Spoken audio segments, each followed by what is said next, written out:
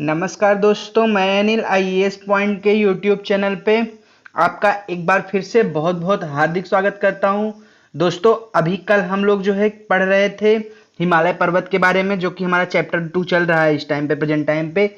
कल हम लोगों ने देखे पढ़ा था ना हिमालय पर्वत के बारे में, और हिमालय पर्वत के बारे में आपको मैप भी दिखाया था, मतलब पर्वत किस तरह से है, इन सब के बारे में जो है हम लोग पढ़ रहे थे। कल जो है हमारा चैप्टर 2 चल रहा है अभी फिलहाल। तो चैप्टर 2 में हम लोग अभी कल जो है पढ़े थे हिमालय पर्वत के बारे में पढ़े थे। यहाँ से देख लेते हैं कि यहाँ पे जो है हम लोगों ने क्या पढ़ा था, हिमालय पर्वत तक पढ़ा था। और शिखर वगैरह के बारे में भी हमने ये बताया था, ये पूरा कौन सी शिखर कितनी ऊंची है, इन सब के बारे में डिटेल से कल हम लोगों ने पढ़ा था। और आज जो है हम लोग पढ़ने वाले हैं उत्तरी मैदान। किसके बारे में पढ़ने वाले हैं दोस्तों? आज हम लोग पढ़ेंगे उत्तरी मैदान के बारे में। किसके? उत्तरी मैदान के बारे में आज हम लोग पढ़ेंगे। तो इसमें जो प्रश्न बनेंगे परीक्षाओं में वो भी बताऊंगा मैं कि किस तरह से प्रश्न बनेंगे परीक्षाओं में। और मैं ये भी बताऊंगा आपको कि नोट्स में क्या लिखना है क्या नहीं लिखना है। तो चलिए अब बिना देर करते हुए हम लोग आज की वीडियो को शुरू करते हैं। तो आज का हमारा क्या है हेडिंग? उत्तरी मैदान। ठीक है, तो चलिए अब उत्तरी मैदान के बारे में हम लोग देख ही लेते हैं फिर क्या है उत्तरी मैदान के बारे में।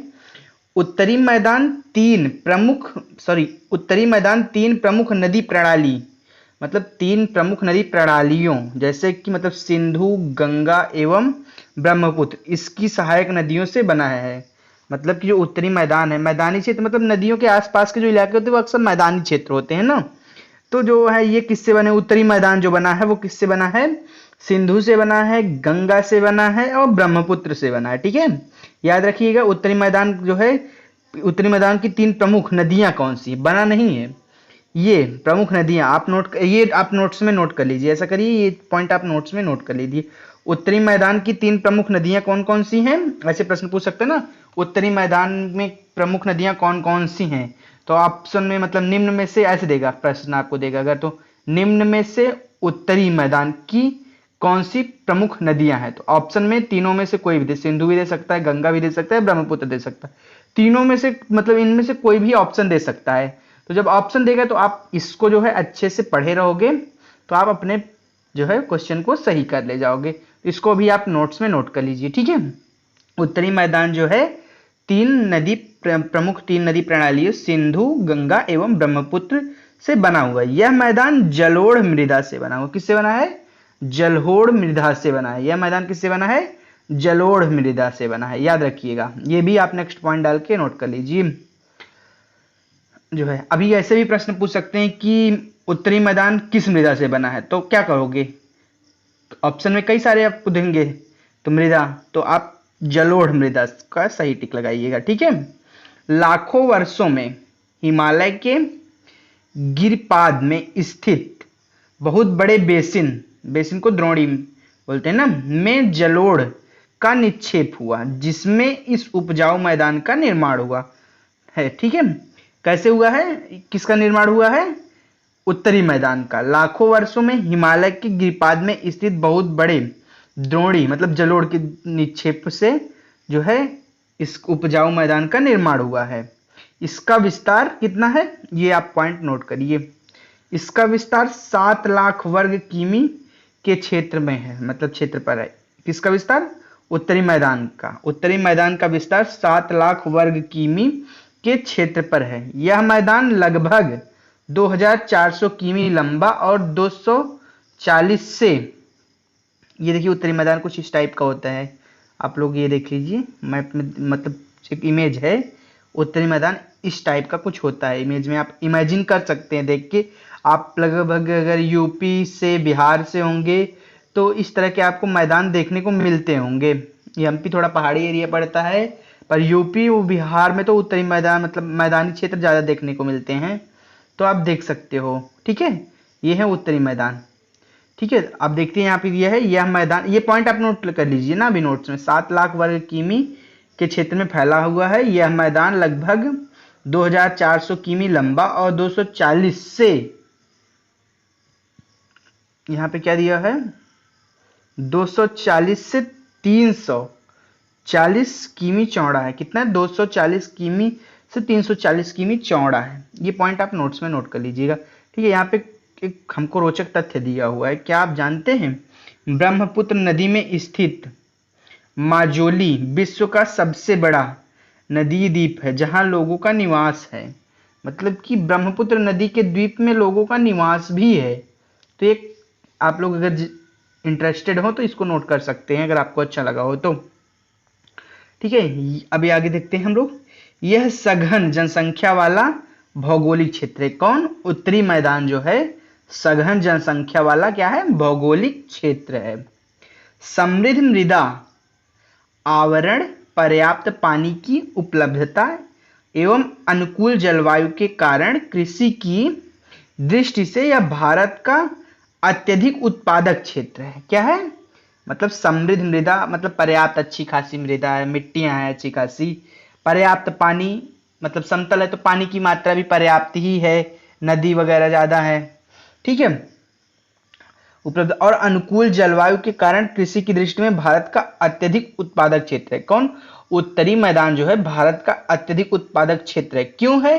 क्योंकि मतलब वहाँ की जलवायु काफ़ी अच्छी होती है और मतलब समतल वगैरह रहते हैं तो खेती वगैरह करने में ज़्यादा आसानी रहती है, तो इस वजह से जो है ज़्यादा उत्पादक क्षेत्र है। ठीक है, अब देखिए क्या दिया हुआ है यहाँ पे, आगे देखते हैं। यहाँ पे दिया हुआ है उत्तरी पर्वतों से आने वाली नदियाँ निक्षेपण में लगी हैं। मतलब कि उत्तरी पर्वतों से आने वाली नदियां क्या लगी हैं? निक्षेपण में लगी हैं। नदी के निचले भागों में ढाल कम होने के कारण नदी की गति कम हो जाती है। मतलब कि निचले भागों में जब ढाल कम रहती है, अब नदियां जैसे अब ऐसे ऐसे आती हैं, अब ऐसे ऐसे जब आती है नदियां तो ऐसे में ढाल रहती है तो यहाँ से पानी आसानी से जाता है।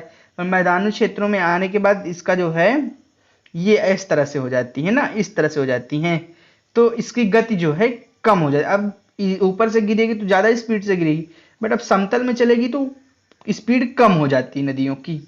ठीक है, तो जो है नदी की गति कम हो जाती है जिसके परिणाम स्वरूप नदी द्वीपों का निर्माण होता है और ये नदियां अपने निचले भाग में गाद एकत्र हो जाता है। मतलब निचले भाग में बालू वगैरह एकत्र हो जाती है जिसके कारण कई धाराओं में बढ़ जाती है। जैसे कि अभी आप लोगों ने देखा भी होगा जब नदियां ऐसे ऐसे आई रहती हैं, गर्मी के टाइम में ज़्यादा है, नॉर्मल नदियों में भी ये चीज़ देखने को मिलता है कि बीच बीच में ऐसे ऐसे ऐसे ऐसे ऐसे ऐसे ऐसे ऐसे बने रहते हैं और इधर इधर इधर इधर से ऐसे बीच में से ऐसे ऐसे पानी जाती है और यहाँ पे सूखी बालू रहती है, ऐसे बालू जैसी बनी रहती है ना, इसी ऐसे ही इसी को और कई धाराओं में बढ़ जाती है। इससे जो है इन धाराओं को क्या कहा जाता है?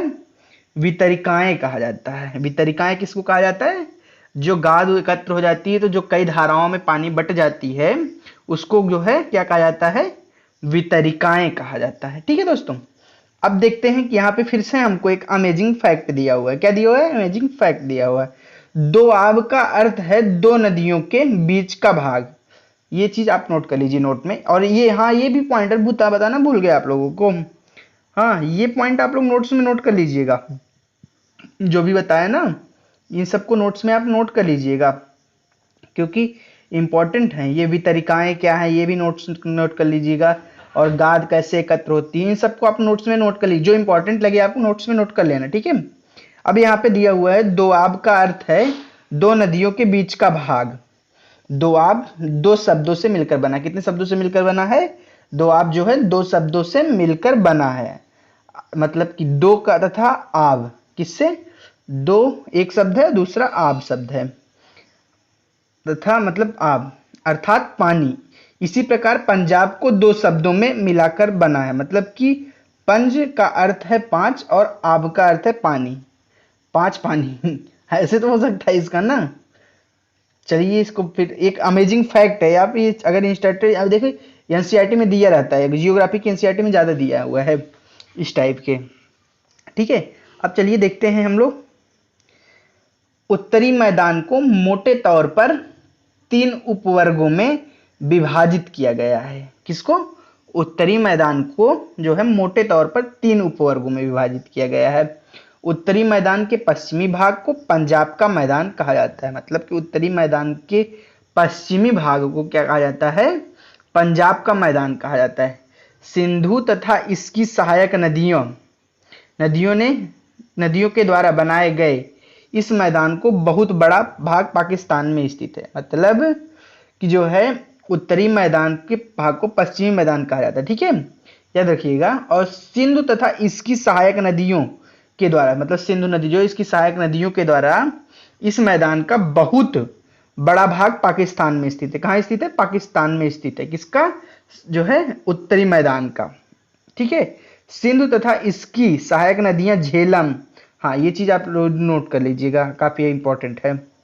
सिंधु तथा इसकी सहायक नदियां, सिंधु की सहायक नदियां अब यहाँ पे मिल जाता है आपको ना। तो कभी कभी प्रश्न पूछता है सिंधु की सहायक नदियां निम्न में से कौन सी हैं, तो आप लोग ये नोट कर लीजिएगा, नोट्स में इंपॉर्टेंट है, क्योंकि झेलम, चिनाब, रावी, ब्यास तथा सतलज सिंधु की सहायक नदियां हैं।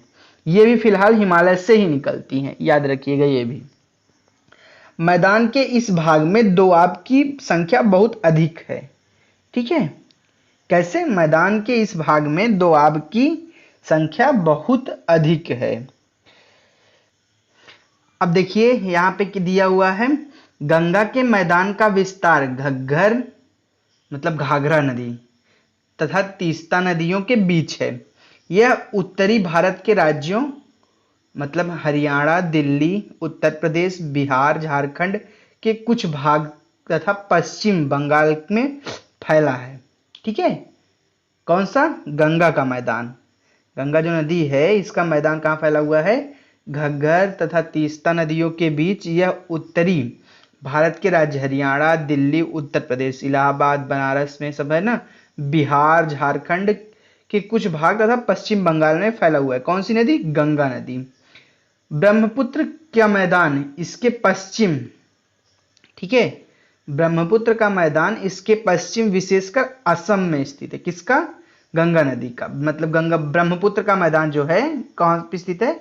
इसके पश्चिम में, विशेषकर असम में स्थित है। ठीक है, उत्तरी मैदानों, यहां पे दिया उत्तरी मैदानों की व्याख्या सामान्यतः इसके उच्चावचों के बिना किसी अवधि वाले समतल स्थान के रूप में की जाती है। ठीक है, उत्तरी मैदानों की व्याख्या जो है सामान्यतः इसके उच्चावचों के बिना इसकी विविधता वाले समतल स्थल के रूप में की जाती है। यह सही नहीं है।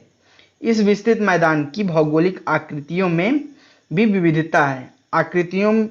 आकृतिक भिन्नता के आधार पर उत्तरी मैदान को 4 भागों में बांटा गया। ये भी याद रखिएगा, ये नोट करिए। आकृतिक भिन्नता के आधार पर उत्तरी मैदान को कितने भागों में बांटा गया? 4 भागों में बांटा गया है। किसके आधार पर? आकृतिक भिन्नता के आधार पर। चलिए अब देखते हैं आगे। यहाँ पे दिया गया विभाजित किया जा सकता है। यहाँ पे दिया हुआ है क्या? विभाजित किया जा सकता है। किसको? 4 भागों में ना भाई।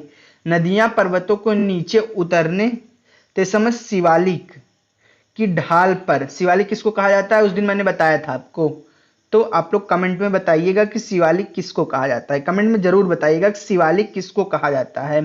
शिवालिक की ढाल देखिए यहाँ पे दिया, नदियां पर्वतों के नीचे उतरते समय शिवालिक की ढाल पर 8 से 16 किमी के चौड़े पट्टी में गुटिका का निक्षेपण करती हैं और इसे भाबर के नाम से जाना जाता है। किसके नाम से जानना है? भाबर के नाम से जाना जाता है। सभी सरिताएं इस भाबर पट्टी में विलुप्त हो जाती हैं। किसमें विलुप्त हो जाती हैं? भाबर पट्टी में विलुप्त हो जाती हैं। इस पट्टियों में के दक्षिण में ये सरिताएं एवं नदियां पुनः निकल जाती हैं एवं नम तथा दलदली क्षेत्र का निर्माण करती हैं। किसका निर्माण करती हैं? नम तथा दलदली क्षेत्र का निर्माण करती हैं। इसे तराई कहा जाता है। हाँ, तराई पूछा जाता है अक्सर ना कि तराई किसे कहा जाता है। तो सभी सरिताएं जो है यहाँ से नदियों के पर्वतों से नीचे उतरते समय शिवालिक की ढाल में 8 से 16 किमी चौड़ी पट्टी और गुटका निक्षेपण करती हैं। ठीक है, इसे भाबर के नाम से जाना जाता है। सभी सरिताएं इस भाबर पट्टी में विलुप्त हो जाती हैं और इस पट्टी के दक्षिण में ये सरिताएं एवं नदियां पुनः निकल जाती हैं एवं नम तथा दलदली क्षेत्र का निर्माण करती हैं, जिसे तराई कहा जाता है। नम तथा दलदली क्षेत्र को क्या कहा जाता है? तराई कहा जाता है। याद रखिएगा, नम तथा दलदली क्षेत्र को क्या कहा जाता है? तराई कहा जाता है। अब ऐसे प्रश्न बन सकता है आपका कि नम तथा दलदली क्षेत्र को क्या कहा जाता है, तो आप लोग जो है कमेंट मतलब भी ऑप्शन में तराई दिया रहेगा, आप सही कर लीजिएगा। ठीक है, अब आगे देखते हैं। आगे दिया हुआ है, यह वन्य प्राणियों से भरा घने जंगलों का क्षेत्र था।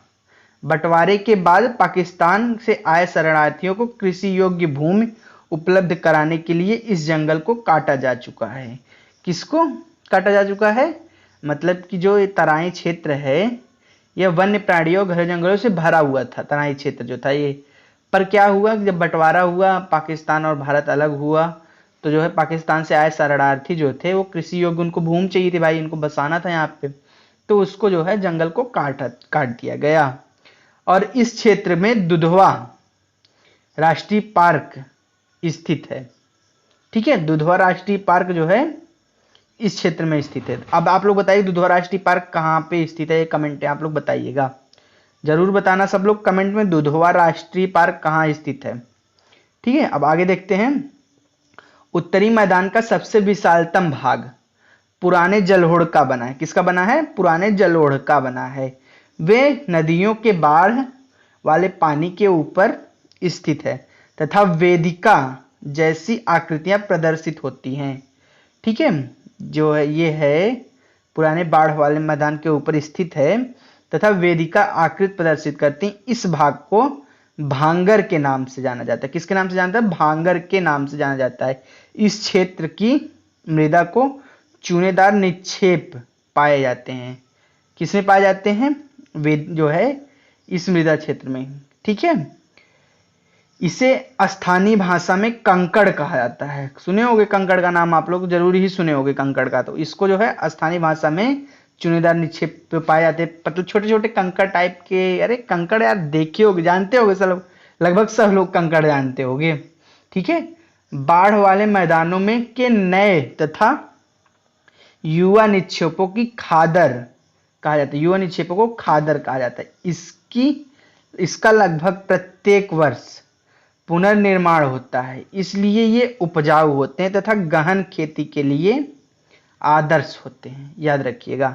ठीक है, ये जो है बाढ़ वाले मैदानों में युवा निक्षेपों को खादर कहा जाता है।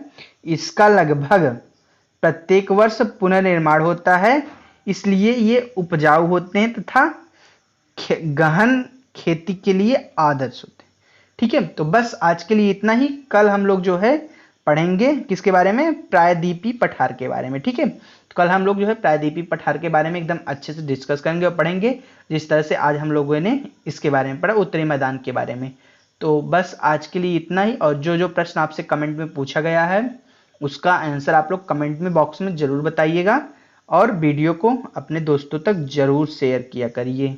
आप लोग दोस्तों तक शेयर करोगे तो वो उनकी भी मदद होगी और उनको भी अच्छा लगेगा। ठीक है, तो बस इतना ही आज के लिए। Bye bye and take care.